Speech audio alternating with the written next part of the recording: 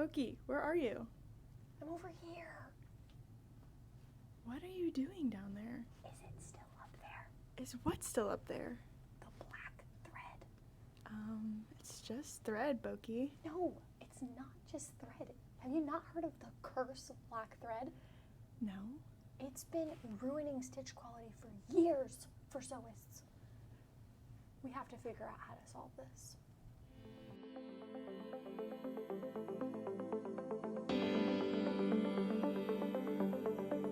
Welcome to another episode of the Sewing Junkie Lab. I am your solution scientist, Boki, and in today's video, we're going to talk about the spooky curse of the black thread.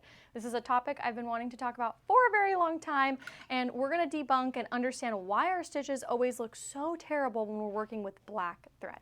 So who's the culprit here? Is it me or is it my thread? The answer is both. So we have to understand why the stitches look so bad with black thread, when to use black thread, and just understanding what's actually the problem. So we're gonna form a little experiment, so to speak, with some black thread, some light thread on light fabrics and dark fabrics. And we're gonna see just how much that stitch quality changes without touching anything on the machine. So let's do our first stitch out with some beautiful glide thread in something light. I'm gonna start with some like light colored solid fabric, 4 layers, and the reason I test with 4 layers is because there's a very big difference when you're test sewing on a machine with 2 layers and 4 layers.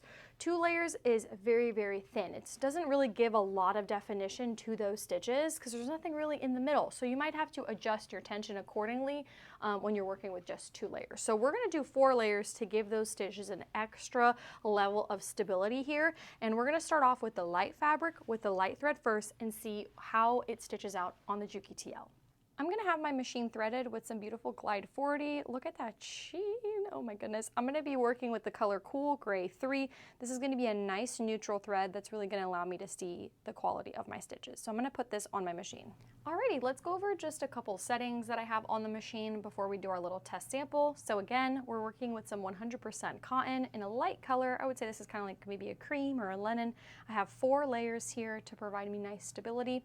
My stitch length is going to be at a 3, a nice top stitch length, and I have nothing else really crazy going on the machine. I just want to perform a test stitch to see what my quality is going to look like here.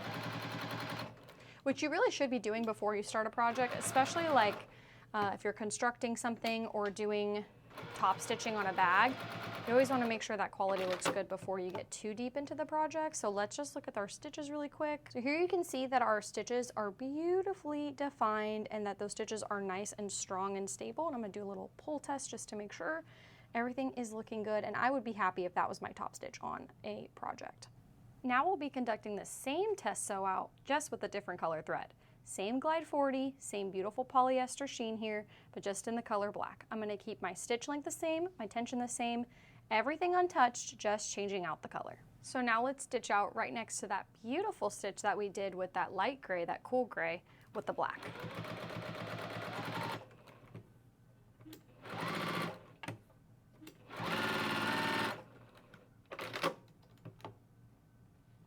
And as you can see here, there's going to be a very big difference in those stitches, and literally nothing changed except for the color of the thread. Here, this looks like a solid line, almost like a Sharpie, like I took a marker and I drew those stitches myself.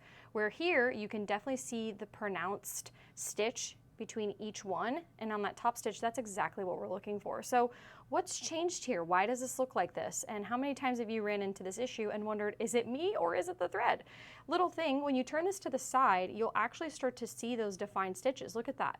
You can see the structure, you can see the stability, and it looks really great from this angle. But from here, it doesn't look so great. So let's talk about why this happens.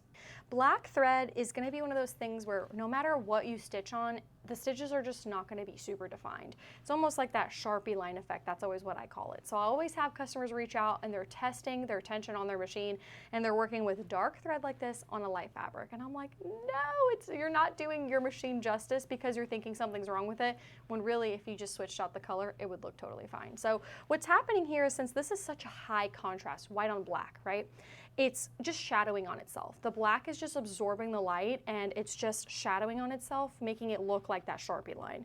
Whereas the light fabric is reflecting the light and it's also less high contrast, so it's like more of like a monochromatic type of look. And it's just naturally going to look a lot better. So how do we fix that? What happens if we sew on darker fabric and light fabric? But before we do that, let's talk about the scientific explanation behind this, because it does make sense. And I learned that in the prep of this video of why this happens. So with darker colors, especially black, it absorbs more light than those lighter colors like I mentioned. And this happens because the dark surface absorbs the most of the wavelengths from the light, instead of lighter fabrics where it just kind of bounces off and reflects. So in contrast, lighter colors like white reflect most of the light that hits on top of that surface. So that's why a good example is like when you're in the sun and you're standing outside with a black shirt, you're so much hotter than wearing a white shirt. Like, you're not gonna go to a theme park in a black shirt. Like, that's a recipe for a disaster. You're gonna wear a light colored shirt so you can stay as cool as possible.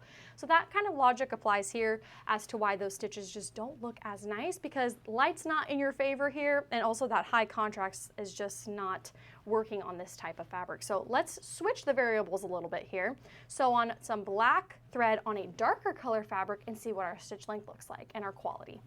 So we have our black glide on the machine, and now I'm just working with like a much darker fabric. This is like a really dark gray, and I have touched nothing on the machine, and we're just gonna do a little test sew here to see what the stitches look like on this type of material.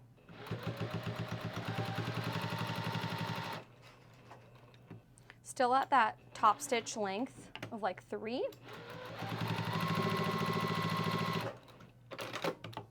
It's really dark, so it's hard to see. It's still giving that Sharpie effect, but those stitches are a little bit more defined just because it's not as high contrast.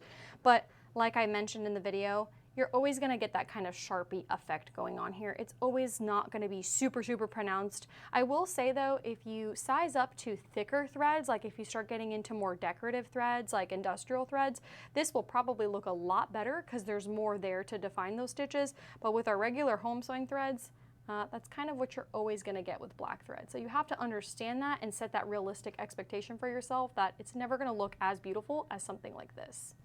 Now, for the sake of fun and just to show that contrast again, we're gonna work with that cool gray 3, but we're gonna sew on this darker fabric and see what the stitches look like here.